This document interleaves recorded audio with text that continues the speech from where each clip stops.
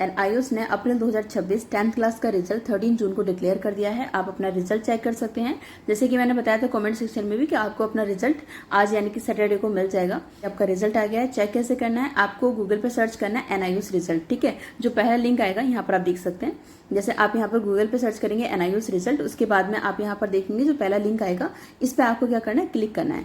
And जैसे ही हम इस पर क्लिक करेंगे तो हमारे सामने इस तरीके का पेज ओपन हो जाएगा। यहाँ से आपको सिंपल क्या क्लिक करना है, यहाँ पर चेक रिजल्ट पे क्लिक करना है।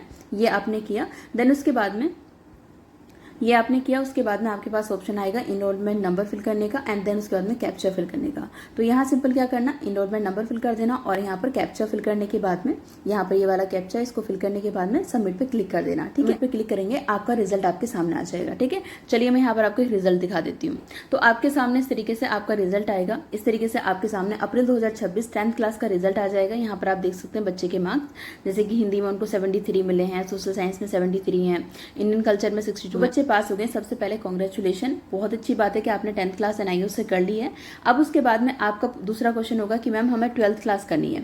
बच्चों का सवाल रहता है मैम हमें एक ही साल में 12th करनी है, हमने 10th पास कर ली, अब हमें क्या करना है, एक ही साल में 12th करनी है। देखिए एनआईओएस में क्या होता है, डायरेक्ट 12th होती है। फॉर एग्जाम्पल आपने क्या की, यहाँ पर आपने अप्रैल 2026 में 10th पास की है।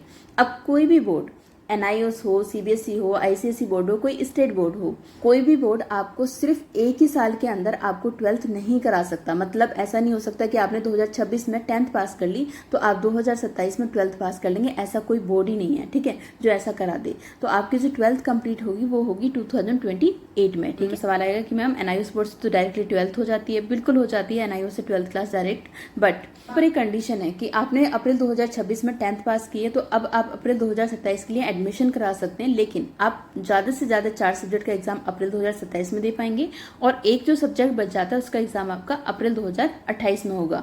ऐसा क्यों होगा, क्योंकि एनआईओएस में 5 सब्जेक्ट पास करने पर आपको पास का सर्टिफिकेट मिलता है, ठीक है। तो यहाँ पर आप ज्यादा से ज्यादा 4 सब्जेक्ट का एग्जाम दे पाएंगे 2027 में और एक सब्जेक्ट का एग्जाम 28 में दे पाएंगे।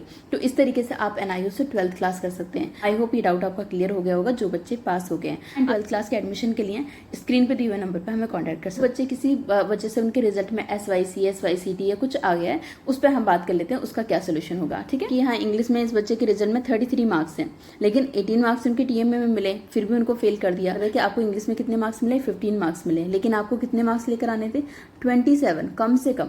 यानी कि थ्योरी आपकी होती है इसमें 80 मार्क्स की, तो 80 का 33% आपको लेकर ही आना है थ्योरी के अंदर। बाकी के आपके टीएमए के मार्क्स ऐड होकर अगर 33 या उससे ज्यादा बन रहे हैं तो आपको पास कर देंगे, ठीक है।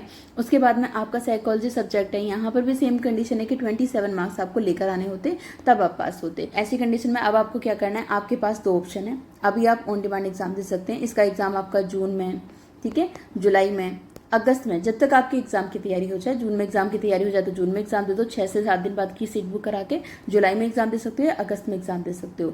लेकिन आपको क्या है कि आपको सेंटर पास में चाहिए और फीस भी आपको कम ही पे करनी है, यानी कि आपको ज्यादा फीस नहीं पे करनी है। तो आप क्या कर सकते हैं, आप 2026 में भी एग्जाम दे सकते हैं। यहाँ पर सेंटर आपको आपके डिस्ट्रिक्ट में मिलेगा, ठीक है।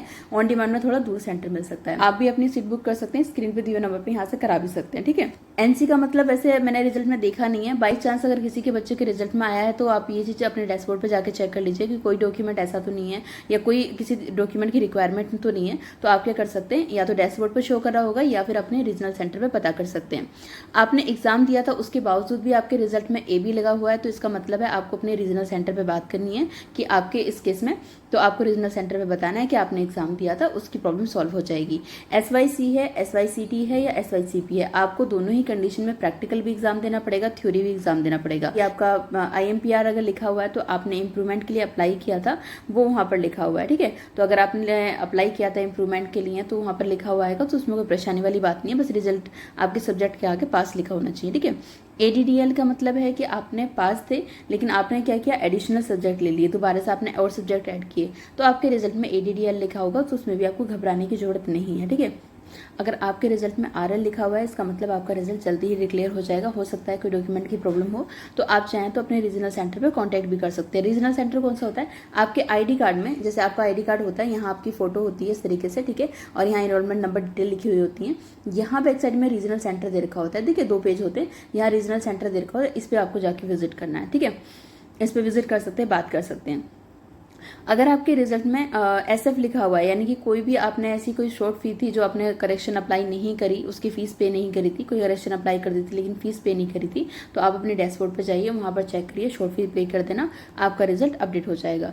UFM केस है या फिर आपने RW है, आपके रिजल्ट में UFM केस है, RW है, तो फिर उस केस में आपने चीटिंग करने की कोशिश करी है या फिर आपकी जो आंसर सीट है वो किसी के साथ मैच हो रही है, तो आप रीजनल सेंटर पे कांटेक्ट कर सकते हैं। बाकी इस मेल आईडी पे आप मेल भी कर सकते हैं, ठीक है। जो भी आपकी कोई क्वेरी है, कोई प्रॉब्लम है, तो रिजल्ट डिपार्टमेंट को आप क्या कर सकते हैं, मेल कर सकते हैं। तो ये वीडियो आपके लिए हेल्पफुल रही होगी। कोई भी अगर कुछ आपके डाउट कमेंट सेक्शन में पूछ सकते हैं। कितनी परसेंटेज आपकी आई है प्लीज कमेंट सेक्शन में बताना। एंड 12th क्लास के एडमिशन के लिए स्क्रीन पे दिए हुए नंबर पर हमें कॉन्टैक्ट कर सकते हैं। Thank you.